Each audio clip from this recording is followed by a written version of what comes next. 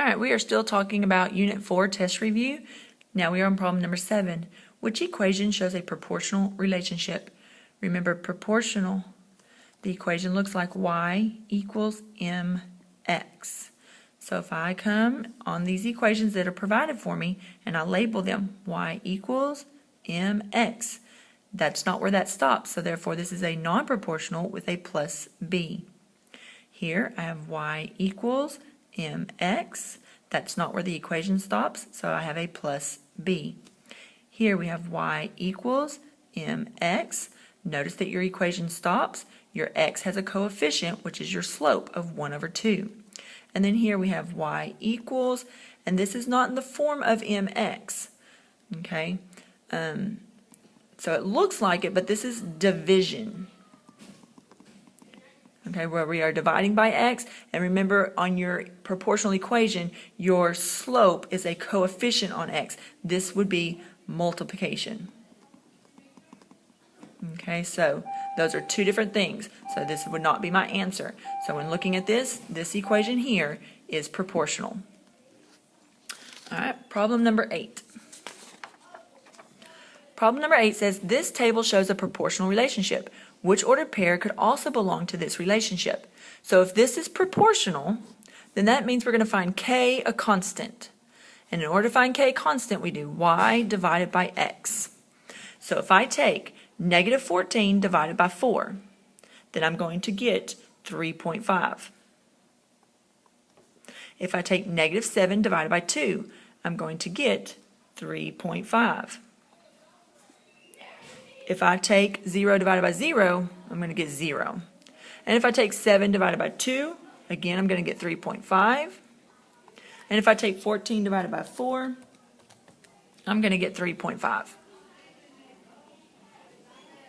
So my k constant is 3.5 every time.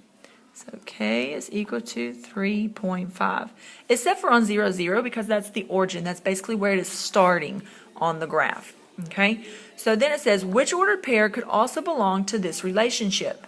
So if I take 21 divided by negative 6, so 21 divided by negative 6, and the reason why I'm doing that is because this is an ordered pair. Ordered pairs are x, then y.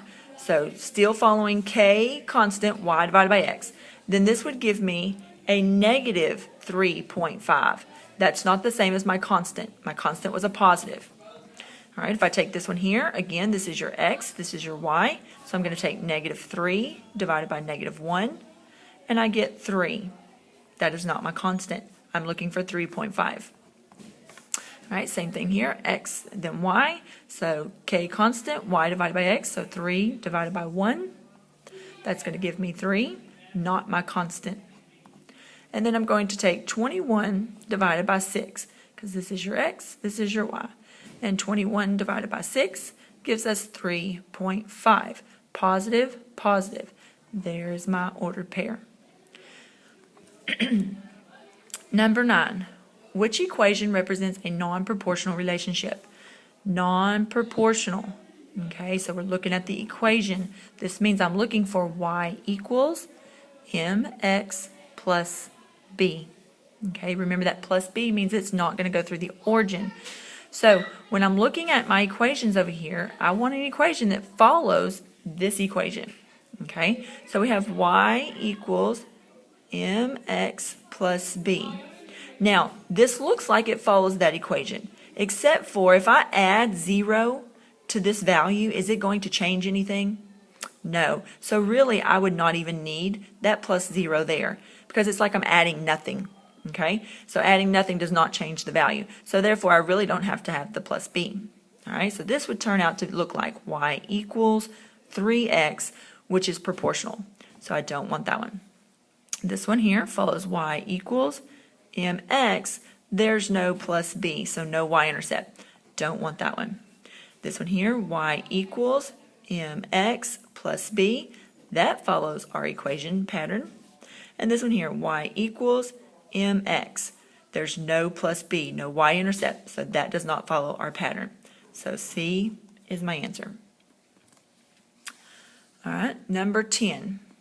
Which line has a slope of 1/2 and a negative y-intercept? All right, so the first thing I'm going to look at is my y-intercept. It says that we have a negative y-intercept. Okay, so this means that I'm going to be hitting below the origin. All right, my origin is here.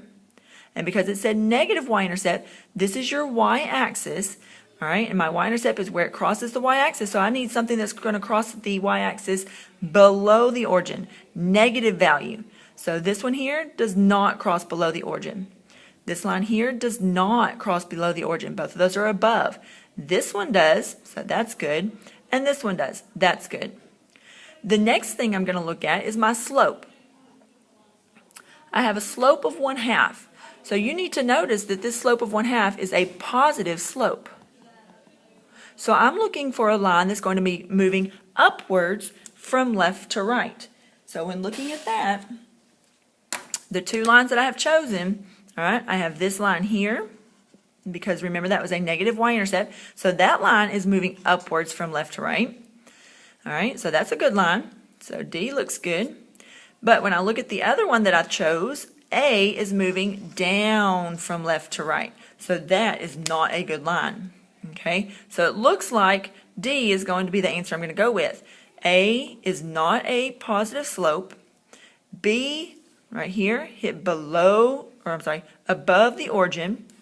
And C also hit above the origin. Now I just want to check line D just to make sure. Okay, so I'm going to pick line D, and I want to see if my slope is really 1/2. So this 1/2 for slope means that I'm going to rise 1 and run 2.